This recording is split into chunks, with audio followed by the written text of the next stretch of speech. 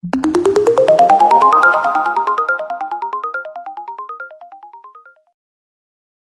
everyone, I hope you're having a good day so far. So my name is Sanjana, if you haven't met me before, but today we are going to be talking about common USB problems and how to tackle them.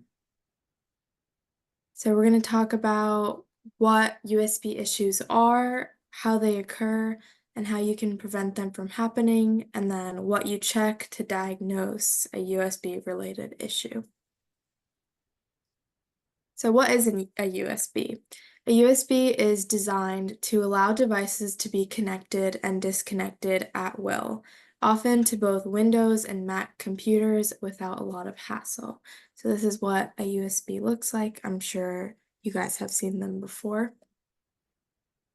And what are USB issues? So USB issues can be caused due to an incompatible device or an outdated, incorrect, or corrupt drivers.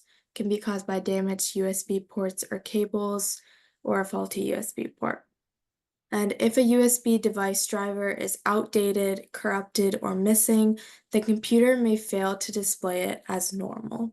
So it might give you an error message such as this. And some of the USB issues occur when a USB device is not detected or recognized by the computer, the USB device is working intermittently, an error message that is related to a USB driver, or an error message that the USB device is performing at a slower speed. So on the screen is an example of an error message that you might get if you have a USB error. So how do you know when they occur? If the USB port suddenly stops working, then the problem can always be tracked down to either a hardware or software failure. Some of these problems are the same across both Windows and Mac. USB issues may occur if there's any type of damage that is caused to the USB cable or the USB ports on the computer. The USB device stops working, or it works intermittently, or the cable wiggles when you plug it into the computer. So those are some of the errors that you can get. And you can also have issues if your USB cables and ports are exposed to elements that cause buildup of dust or even physical damages. And if you notice that that's the case, then you can use a can of compressed air, like shown on the right, to clean the ports and connectors. And so how can you prevent these issues from occurring? So one way is you can restart your computer. And when you reboot your computer, every single program and process ends as the power leaves your computer during the restart process.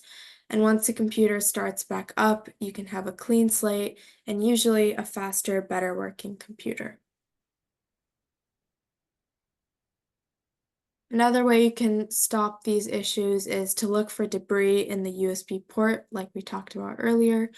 So these ports are usually wide open, and so when you don't have a device plugged in, it's easy for debris like dust or food to get wedged inside. And so in some cases, a product like canned air can be useful in blowing obstructions out of a USB port, but just be careful not to shove the obstruction further in the port. Another way you can prevent them from happening is to check for loose or broken internal connections. And you can test for this by inserting your USB device and then gently wiggling the connection. If it briefly connects and disconnects, then you know that there's a physical problem with either the cable or the USB port. If you feel a great deal of movement when you gently wiggle the USB connector, this indicates that it may be bent or broken off the board. Sometimes it's possible to fix these types of problems yourself, but you're probably better off taking it to a professional. And so another thing you can try is to try a different USB port itself. So many computers actually have more than one USB port. So a good way to rule out a single broken port is to unplug your USB device and try it in different ports. So you can plug in the USB device into a few of the ports on both the back and the front of the computer. And if the device doesn't work in any of the ports, then there's likely a problem with its hardware. You can also try swapping a different USB cable, and USB cable failures are more common than having an actual port failure. So make sure to swap in a different cable if you have one handy.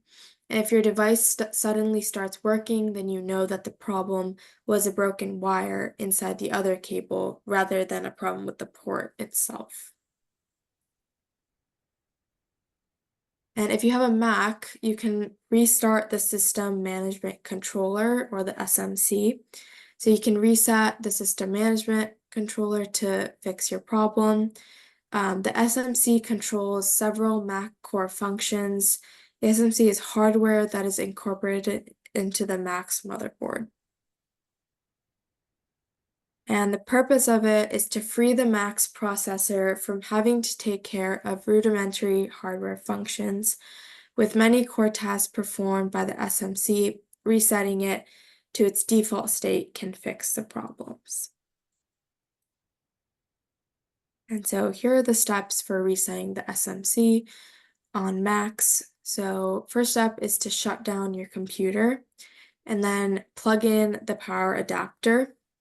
Then you press and hold the Shift, Control, and Option buttons, and then press the power button. You're going to hold all 4 keys down for 10 seconds. Then you're going to release the keys and power button all at the same time. Then press the power button to turn on your Mac, and when the Mac starts back up, the SMC will have reset. And then you can recheck your USB device to see if that fixed the issue. And here are some other things you can do. So you can check your drivers, you can check or remove USB devices.